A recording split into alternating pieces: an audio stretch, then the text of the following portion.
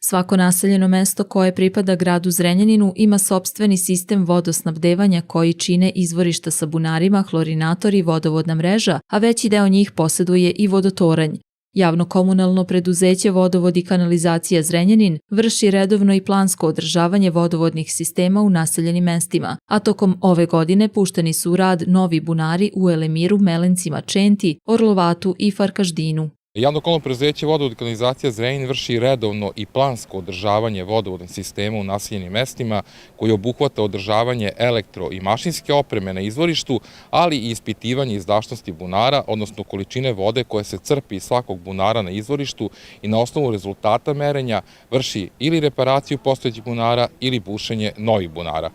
Bušenje novih bunara zahteva značajna materijalna sredstva koja se obezbeđuju zahvaljujući dobroj saradnji koju preduzeće ima sa osnivačem, odnosno gradom Zrenjaninom, koji razume značaj ulaganja u vodovodu i kanalizacionu mrežu kako u gradu, tako i u naseljenim mestima. Početkom godine najavljeni su planovi o bušenju novih bunara u 5 naseljenih mesta: Elemiru, Melencima, Čenti, Orlovatu i Farkaždinu, i zahvaljujući sredstvima koje je obezbedio grad Zrenjanin, pomenuti planovi su tokom leta realizovani, bunari su izbušeni, opremljeni i pušteni u rad, a izgrađena i prateća vodovodna mreža koja ih povezuje sa postojećom u naseljenom mestu.